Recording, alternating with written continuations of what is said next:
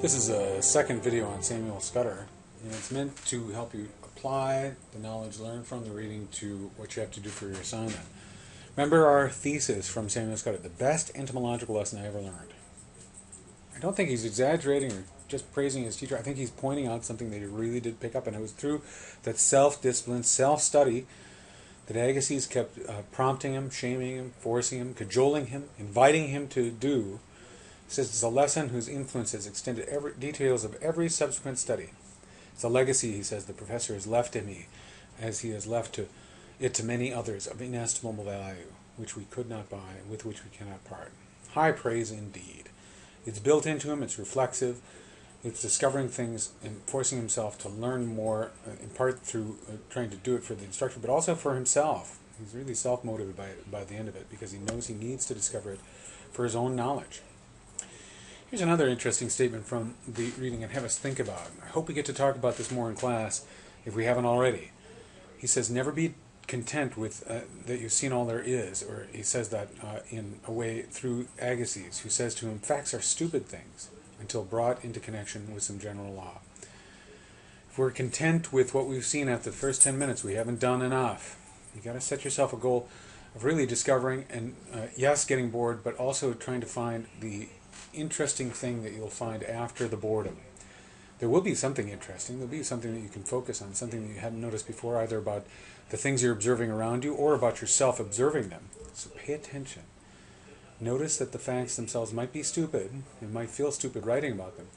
But you're not stupid, and the project's not stupid either, because you're making sense of those facts. You're bringing them together under some general law. This is an important quote, I think, don't you? Let's keep pushing on a little bit. He says, or I say, in this assignment, you observe yourself observing. You should be able to say something like, I never knew this about that thing that I was observing, or I never saw this before, and help us explain why. Why did you never see that before? Why did you never notice it in as much detail as you noticed it this time? Let's dwell on this for a second. I don't want these necessarily to appear in an assignment word for word, because that wouldn't make sense. I'd be doing your writing for you. But if you take the spirit of the statements, that's what you should be taking and applying to your own writing. I never knew that. I never quite saw this in the same way before. It should be seeking the aha moment. I can't be over your shoulder and doing that, just as Agassiz couldn't do it for his own pupil. And I can't hand you a list of those things that you'll discover. It doesn't make sense. Neither of those really make sense.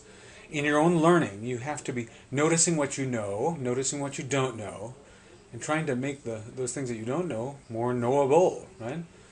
So discovering what you know, and what you know while you're observing, both about your environment and about yourself. I never knew, I never saw this before. I hope we can talk about these in more detail in class and even work on them through practice, exercises, through getting to know it. But you have to come having observed the place that you're intending to observe. So take it seriously. Did I mention I want you to take it seriously? Let's go back.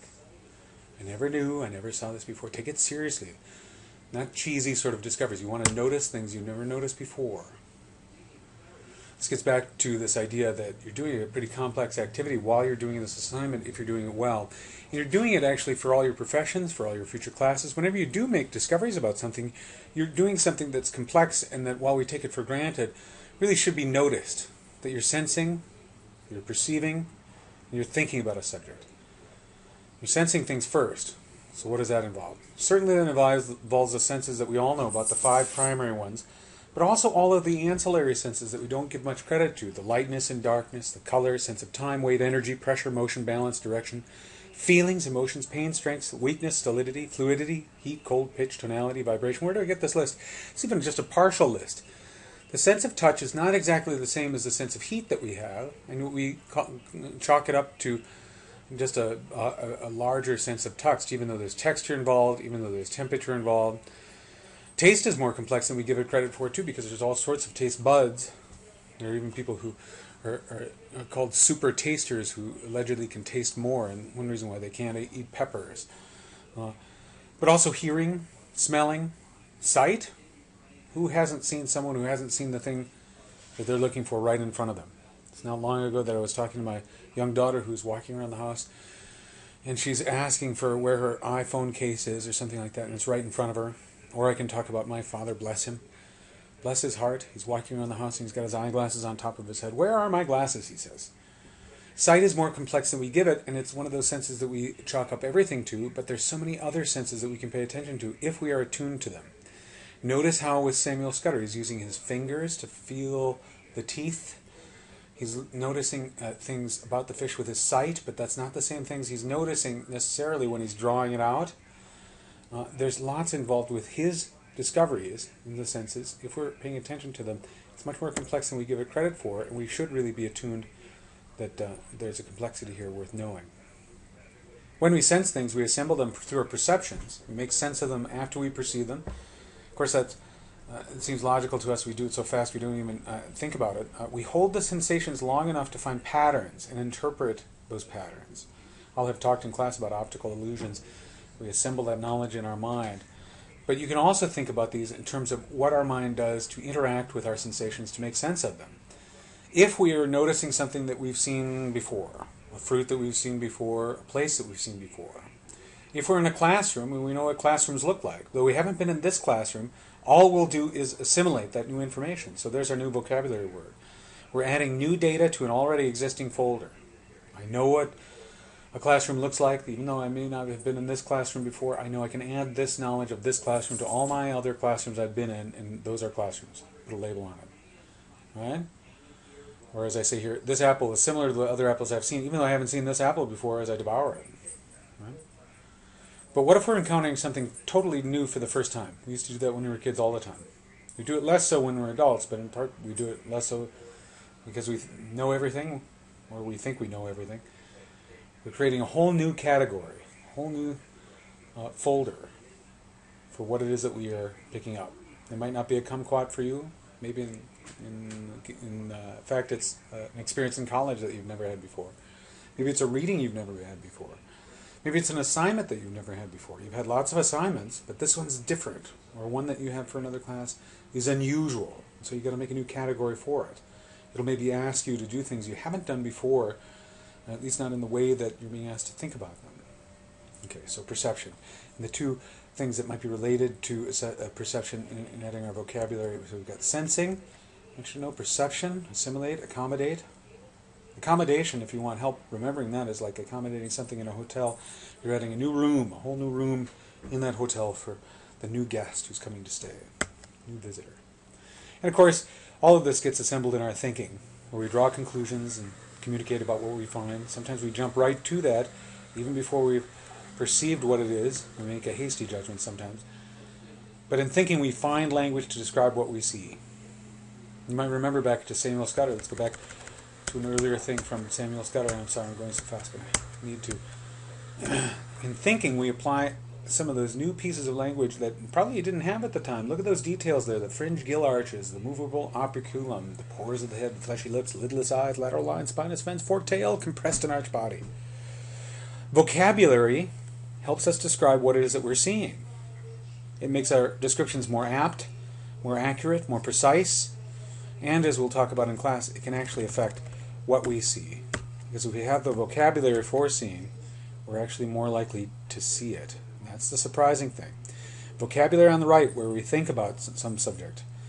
If we can attach that vocabulary, if we're searching for vocabulary to attach to the senses that we're having, right? Sometimes we'll have that vocabulary, sometimes we won't. It's been the case actually sometimes if we don't have the vocabulary for it, it's not the thing that we notice for the first time. Or not the thing we notice the first time we take a look at it. Again, we'll review that in class in a little bit more detail, but that's a kind of important point too, that those barriers that prevent us from noticing things can be just more than the iPhone sitting in our pocket, though that can be a certain barrier to noticing things. It can also be what prior knowledge we have, what experience we've had before we bring that knowledge, that experience to bear on what we sense and what we observe. And that's pretty crucial too. There could be a main point or thesis for your paper hidden in that information. All right, so are we okay? We went through these, took a look at these new pieces of vocabulary, and there's our summary. If we have the name for something in our thinking, we can describe it better. We know that for a fact. The challenge will be that second statement. See if we agree with it. Come to class, we'll get to discuss it. If we know this name for something, we're actually more likely to see it. If we know the name for something, especially something more specialized in our vocabulary. Here's the nurse going in to visit the patient. She's got the name for the disease that matches the symptoms. She's more likely actually to notice it and notice other symptoms that may not be talked about but might be there anyway. Here's the law enforcement officer who comes to a crime scene knowing the law, knowing of previous cases, maybe even knowing some history of the people involved in the accident, in part through research. They come at that experience with new vocabulary, with new information that they bring to bear on the new experience, and they can apply it. Think about that second statement. That's a pretty crucial one, and we'll discuss that in more detail in class. So here we are, folks. The complexity of observation. If we give it credit, there's quite a bit here, and we can do quite a bit with it. In your assignment, keep seeking that way that you're going to push beyond the obvious and make new discoveries, that you'll have that aha moment, so that you too can come up with a statement that's maybe not exactly like this, but it's somewhat similar to, aha, there we are. Sorry about moving back and forth so quickly. Somewhat similar to the statements that are here. I never knew or I never saw this in quite the same way before. Look for those discoveries. They shouldn't be cheesy. They should really be an effort at understanding why we never saw them, why we never saw it this way before. That could be a thesis, folks. Talk more about theses, not feces, but theses we'll talk about in a future video.